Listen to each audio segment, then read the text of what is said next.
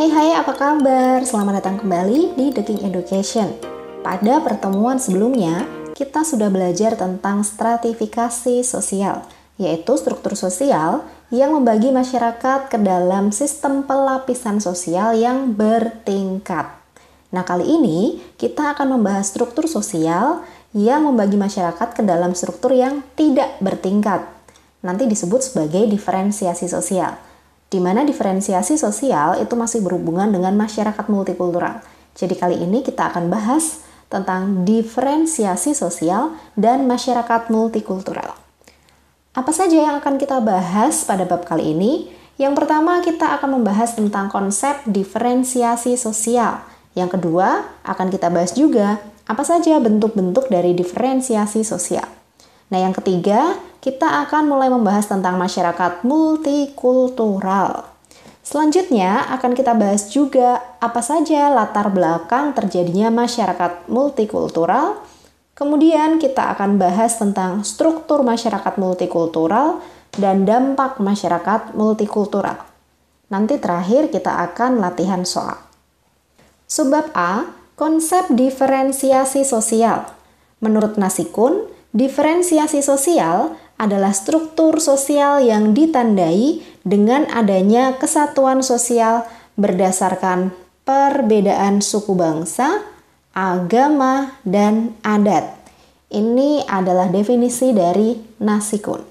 Yang kedua, menurut Suryono Sukanto, diferensiasi sosial adalah bentuk variasi profesi kerja dalam masyarakat yang dianggap sebagai sebuah prestis tanpa memberikan perbedaan yang nyata. Kata kuncinya tanpa memberikan perbedaan yang nyata. Kita simpulkan kemudian, diferensiasi intinya adalah penggolongan anggota masyarakat berdasarkan ciri-ciri tertentu secara horizontal yang tidak menunjukkan perbedaan tingkatan. Jadi kata kuncinya di sini, tidak menunjukkan perbedaan tingkatan. Kebalikannya dari stratifikasi sosial. Kalau stratifikasi sosial itu bertingkat, vertikal. Kalau diferensiasi sosial itu tidak bertingkat, horizontal. Oke? Istilah diferensiasi sosial sendiri kemudian diikuti dengan berbagai istilah lain yang artinya hampir sama ya. Bisa disebut sebagai kemajemukan sosial, bisa disebut juga dengan pembedaan sosial, atau disebut juga dengan istilah heterogenitas sosial. Ini intinya sama seperti diferensiasi sosial, yaitu penggolongan secara horizontal. Oke, bisa dipahami? Apa saja yang menjadi ciri-ciri dari diferensiasi sosial? Tadi sudah dikatakan penggolongan pembedaan secara horizontal. Yang pertama adalah ciri fisik. Ciri fisik dapat dilihat pada perbedaan warna kulit, kemudian bentuk dan warna mata, bisa juga bentuk dan warna rambut, serta bentuk hidung. Nanti dari ciri fisik ini akan menentukan bentuk diferensiasi sosial berdasarkan ras misalnya. Yang kedua adalah ciri sosial. Ciri sosial masyarakat dibedakan menurut organisasi tertentu yang membatasi keanggotaannya, seperti pekerja kantor, petani, pedagang, seperti itu. Mungkin bisa dikatakanlah profesi atau pekerjaan. Dan yang ketiga adalah ciri budaya. Ciri budaya ini berhubungan dengan pandangan hidup suatu masyarakat terkait dengan nilai-nilai yang dianutnya, seperti kesenian, agama, arsitektur, dan lain-lain. Dari ciri-ciri ini, ciri fisik, ciri sosial, ciri budaya, nantinya akan menentukan bentuk-bentuk diferensiasi sosial. Tadi sempat dibahas di depan, ada ras, suku bangsa, kemudian agama, dan lain sebagainya. Nanti akan kita bahas di subbab yang kedua. Contoh soal nomor 1, penggolongan penduduk atas dasar perbedaan ras, agama, jenis kelamin, profesi, suku bangsa, dan sebagainya merupakan konsep dari A. Stratifikasi sosial, B. kelas sosial, C. tingkatan sosial, D. diferensiasi sosial, dan E. mobilitas sosial. Di sini jelas penggolongan.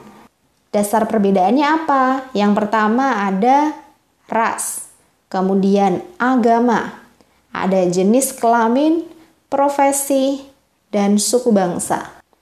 Sifatnya bertingkat atau tidak? Yang jadi kata kuncinya itu, penggolongan ini bertingkat atau tidak?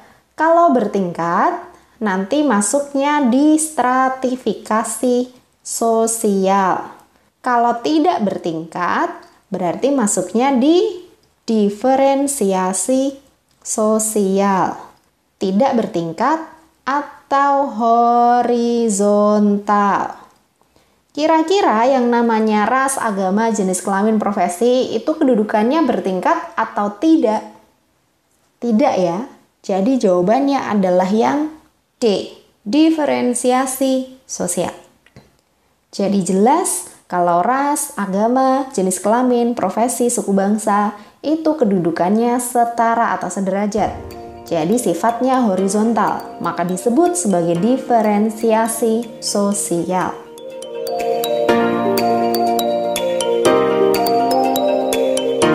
Subbab B, bentuk diferensiasi sosial. Yang pertama, diferensiasi berdasarkan ras. Ras adalah pengelompokan masyarakat berdasarkan ciri-ciri fisik atau fisiologis. Mungkin ada perbedaan hidung, ada yang mancung, ada yang pesek, ada perbedaan warna kulit, ada yang putih, sawo matang, kuning langsat, ada juga yang hitam. Kemudian ada juga perbedaan rambut, ada yang keriting, lurus, blonde, dan lain sebagainya. Bagaimana kemudian bisa terjadi adanya perbedaan ras? Yang mempengaruhi yang pertama adalah adanya kondisi geografis dan iklim. Orang-orang yang hidupnya di lingkungan garis khatulistiwa yang tropis itu berbeda dengan mereka yang hidupnya di iklim dingin misalnya. Yang kedua, faktor makanan. Faktor makanan juga berpengaruh ya. Dan yang ketiga adalah faktor perkawinan atau amalgamasi. Amalgamasi artinya apa?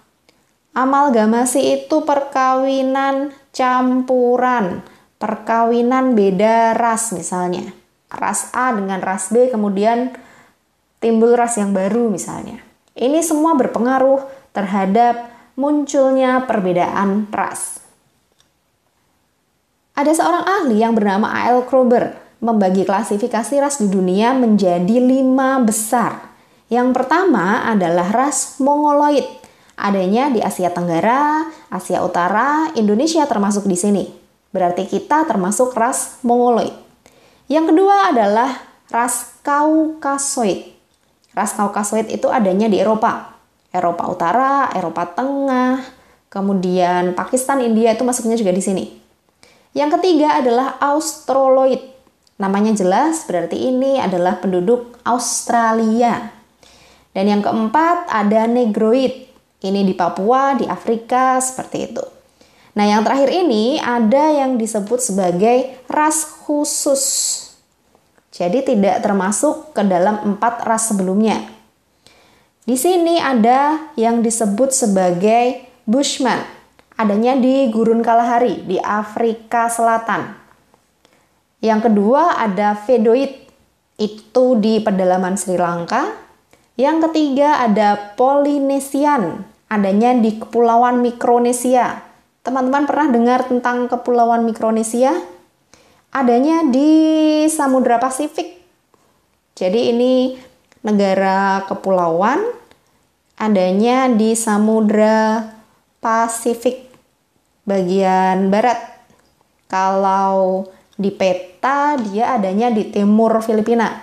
Jadi Filipina masih ke timur terus. Kalau dari Papua dia ke utara tapi agak ke timur juga.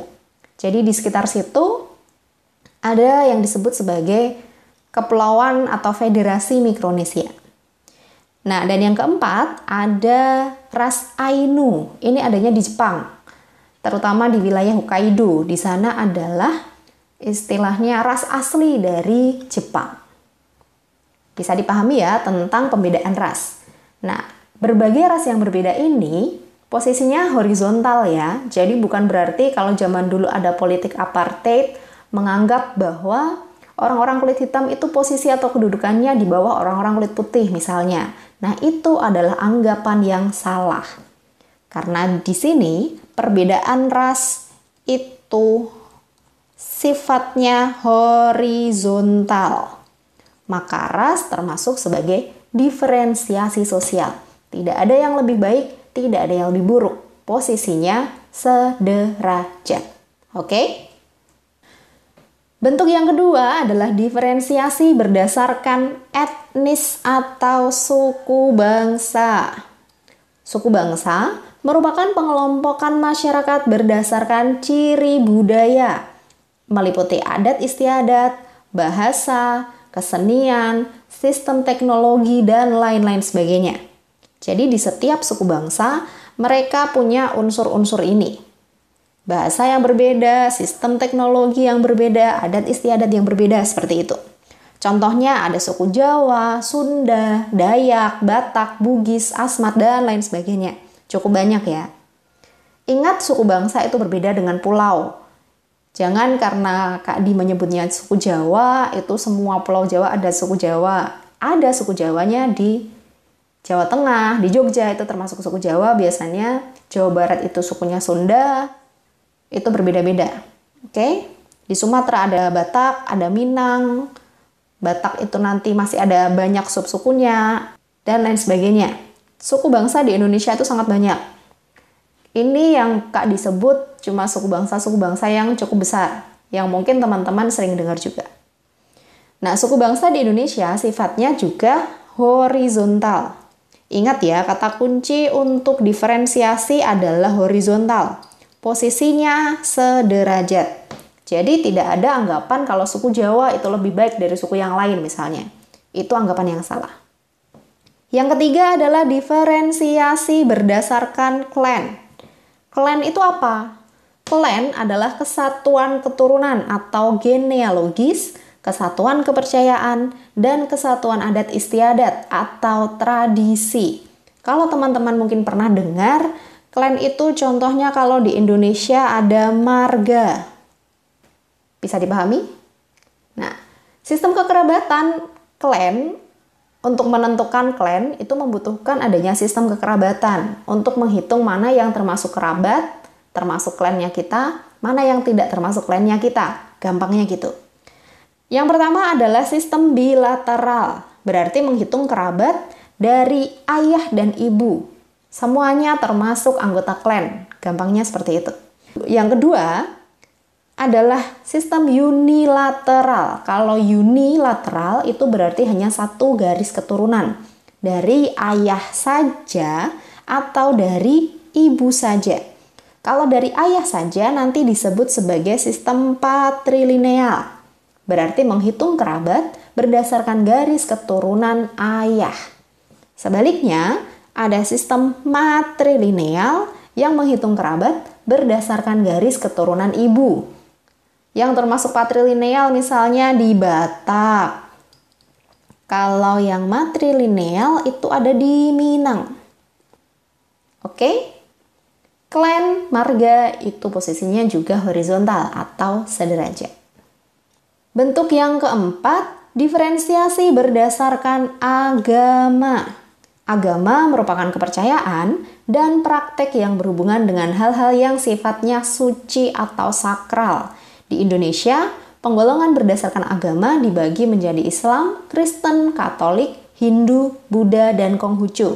Itu adalah agama resmi yang diakui di Indonesia. Agama resmi berarti boleh dicantumkan di KTP. Itu agama yang diakui, yang resmi. Walaupun sebenarnya masih ada banyak kepercayaan-kepercayaan yang tidak diakui secara legal formal di Indonesia. Misalnya, kepercayaan Kaharingan itu adalah kepercayaan asli masyarakat Dayak. Ada juga Sunda Wiwitan dan berbagai macam kepercayaan yang lain. Yang sebenarnya sudah ada aturan untuk tidak melakukan diskriminasi terhadap kepercayaan-kepercayaan ini, karena penganutnya juga sebenarnya cukup banyak. Yang kelima, diferensiasi berdasarkan jenis kelamin. Jenis kelamin dibagi menjadi laki-laki dan perempuan. Secara biologis itu jelas ya. Dalam hal ini kita membicarakannya secara biologis, ada laki-laki dan perempuan. Transgender itu hal yang berbeda.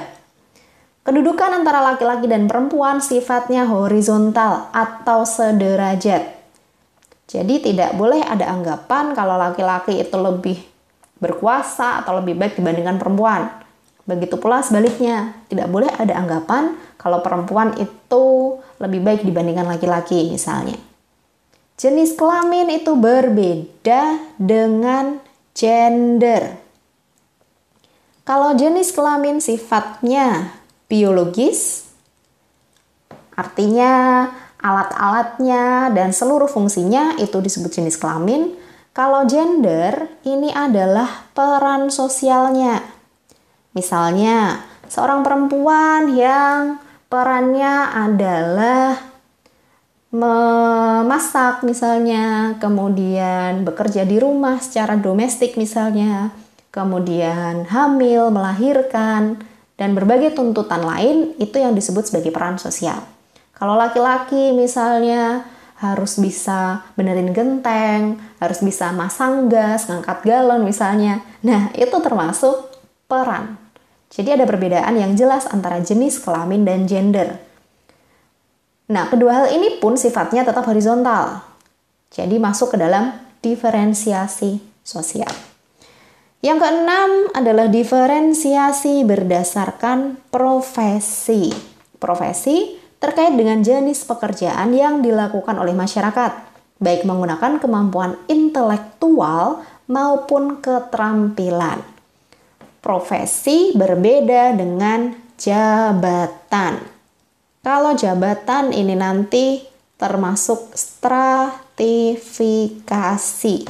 Kalau profesi itu termasuk diferensiasi.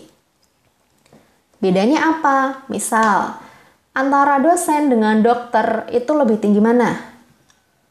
Nggak bisa ya dibandingkan seperti itu. Karena antara dosen, dokter itu sifatnya horizontal, sederajat, termasuk diferensiasi.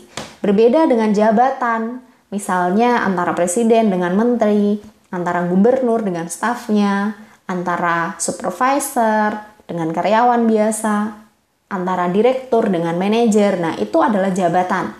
Maka itu termasuk sebagai stratifikasi. Jadi sudah paham bedanya ya? Contoh soal nomor 2. Perbedaan profesi seperti dokter, perawat, dan laboran diharapkan tidak mempengaruhi hubungan sosial antar individu.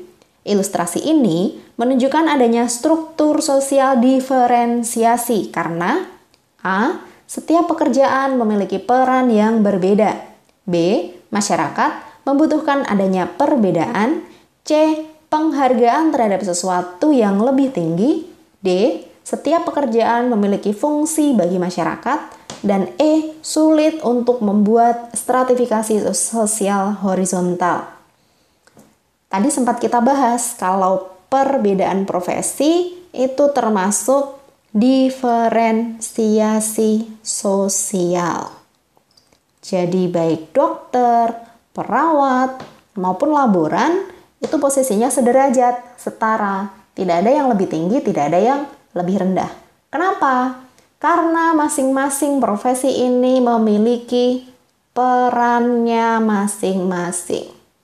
Peran ini berbeda satu sama lain, tidak bisa saling dipertukarkan. Dokter itu tidak bisa jadi perawat, perawat tidak bisa jadi dokter, dokter juga tidak bisa jadi laboran, begitu pula sebaliknya. Jadi tidak ada yang lebih tinggi, tidak ada yang lebih rendah, karena posisi mereka itu sederajat dengan peran dan porsinya masing-masing. Oke, cukup bisa dipahami ya. Berarti kenapa mereka masuk diferensiasi? Karena perannya yang berbeda. Jawabannya A.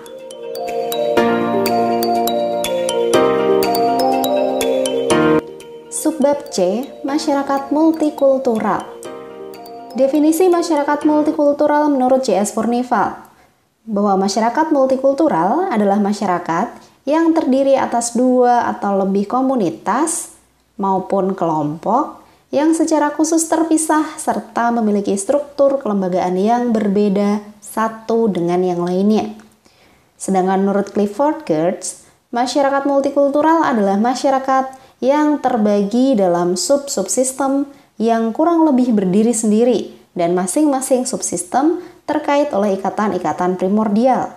Intinya bahwa masyarakat multikultural itu terdiri dari banyak kelompok yang masing-masing terpisah dan berdiri sendiri. Kita simpulkan kemudian, masyarakat multikultural adalah masyarakat yang terdiri atas beragam kelompok dengan perbedaan mencakup suku, budaya, ras, agama, dan sebagainya, serta menerimanya dalam kedudukan yang sederajat. Jadi masyarakat multikultural memahami bahwa adanya perbedaan itu bersifat sederajat. Mereka memahaminya dan menerimanya. Bisa dipahami? Nah, dalam pembahasan tentang masyarakat multikultural, nanti teman-teman akan menemui istilah-istilah yang lain. Ada istilah majemuk, ada istilah plural. Lalu apa bedanya dengan masyarakat multikultural? Perbedaan konsep antara multikulturalisme, masyarakat majemuk, dan pluralisme. Yang pertama kita akan bahas dulu, apa sih itu multikulturalisme? Multikulturalisme adalah paham yang menekankan tentang penerimaan atas realitas keberagaman kelompok dalam masyarakat, menyangkut perbedaan suku, nilai, budaya, ras, agama, dan lain sebagainya dalam kedudukan yang sederajat. Seperti kita sempat bahas di awal tadi, bahwa masyarakat multikultural atau dalam hal ini multikulturalisme ada penerimaan bahwa yang beragam itu posisinya sederajat. Jadi multikulturalisme menanamkan pemahaman dan penerimaan bahwa yang beragam itu sifatnya sederajat. Oke, ini multikulturalisme. Lalu bagaimana dengan masyarakat majemuk? Masyarakat majemuk adalah masyarakat yang terdiri atas beragam kelompok dengan perbedaan. Ada suku, budaya, ras, agama, dan sebagainya pada suatu wilayah tertentu. Jadi inti dari masyarakat majemuk adalah keberagaman dan perbedaan. Ini yang ditekankan dalam masyarakat majemuk. Belum ada penerimaan, belum ada pemahaman tentang perbedaan. Intinya masyarakat majemuk adalah masyarakat yang ada di suatu wilayah yang sama dan mereka memiliki identitas masing-masing yang berbeda-beda.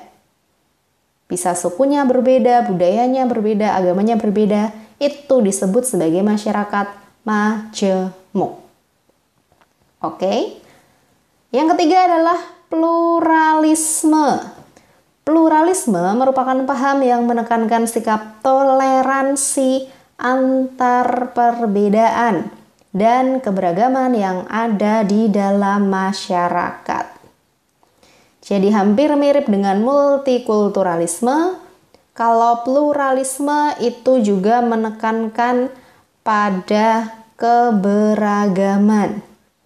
Kemudian menyikapinya dengan sikap yang toleran. Sedikit mirip dengan multikulturalisme. Kalau multikulturalisme adalah menerimanya dan memahaminya sebagai sesuatu yang sifatnya setara. Kalau pluralisme menyikapi keberagaman dengan sikap hormat menghormati dengan toleransi. Kalau majemuk hanya beragamnya saja. Jadi ada 3 konsep yang berbeda-beda. Mungkin mirip, tapi berbeda-beda konsepnya. Bisa dipahami ya? Kemudian apa saja karakteristik masyarakat majemuk? Kali ini kita bahas tentang masyarakat majemuk. Karena kedepannya mungkin ada beberapa soal yang kata-katanya kemudian saling menggantikan. Kadang disebut multikultural, kadang disebut majemuk. Tapi tadi teman-teman sudah paham bahwa konsepnya berbeda-beda. Kali ini menurut Pierre L. van den Berg, masyarakat majemuk itu punya beberapa karakteristik. Yang pertama, terjadi segmentasi di dalam kelompok-kelompok yang memiliki subkebudayaan yang berbeda. Segmentasi artinya terbagi, ada pembagian ke dalam kelompok yang memiliki subbudaya berbeda-beda.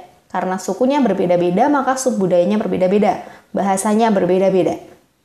Yang kedua, terbagi ke dalam lembaga-lembaga yang bersifat non-komplementer. Artinya tidak saling melengkapi karena terpisah dan berdiri sendiri-sendiri sehingga tidak saling melengkapi. Kelembagaannya itu bersifat mandiri, independen. Yang ketiga, kurang mengembangkan konsensus di antara anggotanya atas nilai dasar. Konsensus artinya adalah kesepakatan bersama. Indonesia misalnya sebagai masyarakat majemuk kurang mampu mengembangkan konsensus atau kesepakatan atas nilai dasar. Ketika kita menyikapi masalah porno aksi misalnya, apa yang porno menurut masyarakat Papua dengan apa yang porno menurut masyarakat Jawa itu berbeda batasan pornonya. Nyatanya masyarakat Jawa pakai kemben itu sudah tidak porno. Sedangkan masyarakat Papua pakai koteka itu juga sudah tidak porno. Nah, batasan-batasan atas nilai dasar ini berbeda-beda. Yang keempat, relatif sering terjadi konflik karena kemudian berdiri sendiri-sendiri, terpisah dengan berbagai perbedaan yang ada, maka relatif sering terjadi konflik. Selanjutnya, integrasi sosial timbul atas dasar paksaan. Paksaan ini bisa dikatakan mungkin bentuknya pervasi, misalnya. Jadi dengan bentuk nasihat yang sifatnya berulang-ulang. Di Indonesia dari kecil sampai sekarang, teman-teman diajarkan untuk mengedepankan prinsip Bhinneka Tunggal Ika. Berbeda-beda tetapi tetap satu jua misalnya. Itu termasuk paksaan atas integrasi sosial, supaya kita mampu menerima perbedaan yang ada. Dan itu dari kecil sampai sekarang itu tetap diajari. Itu namanya pervasi, diajari secara berulang-ulang. Dan itu adalah bentuk paksaan yang sifatnya halus. Kayak gitu. Dan yang terakhir adanya dominasi politik dan ekonomi. Ini cukup bisa dipahami. Contoh soal nomor 3. Kegunaan sosiologi yang utama dalam masyarakat multikultural adalah A. Pemahaman terhadap pola-pola tingkah laku manusia yang bersifat individu dalam kelompok. B. Kemampuan untuk mempertimbangkan berbagai fenomena budaya yang timbul terlepas dari prasangka subjektif. C. Kemampuan melihat kecenderungan pola tingkah laku individu sebagai anggota masyarakat. D. Kemampuan meramalkan tingkah laku individu terhadap hal yang akan terjadi dalam masyarakat. Dan E. Memahami struktur sosial dalam masyarakat yang saling mempengaruhi dan menentukan tingkah laku sosial.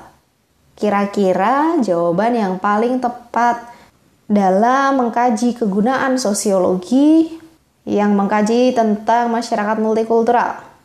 Sebenarnya apa sih kegunaan sosiologi? Kenapa kemudian mengkaji tentang masyarakat multikultural? Kita sudah bahas tadi bahwa masyarakat multikultural adalah masyarakat yang beragam dan mampu menerimanya sebagai hal-hal yang memiliki kedudukan sederajat atau setara. Jadi dari sini kita tahu bahwa masyarakat multikultural itu menunjukkan struktur sosial yang sifatnya sederajat atau berhubungan dengan diferensiasi. Tadi sempat dibahas ya, kalau struktur sosial yang tidak menunjukkan tingkatan itu disebut sebagai diferensiasi. Sifatnya horizontal, sederajat atau setara. Nah, kemudian dari struktur yang bisa kita pahami ini, struktur yang horizontal ini, kemudian kita jadi tahu ketika nanti ada suatu peristiwa apa, maka masyarakatnya akan bersikap seperti apa. Misalnya, karena kita memahami bahwa multikultural itu berbeda-beda dan sifatnya sederajat, maka ketika ada peristiwa yang menimpa saudara kita, walaupun berbeda agama misalnya, ataupun berbeda suku, tapi kemudian kita bisa menyikapinya secara serentak dan sama. Karena kita paham bahwa perbedaan itu tidak berpengaruh terhadap hubungan sosialnya kita. Oke? Berarti jawaban yang paling mendekati yang mana?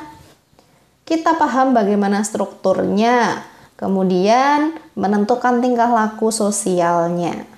Jawaban yang paling tepat adalah yang E.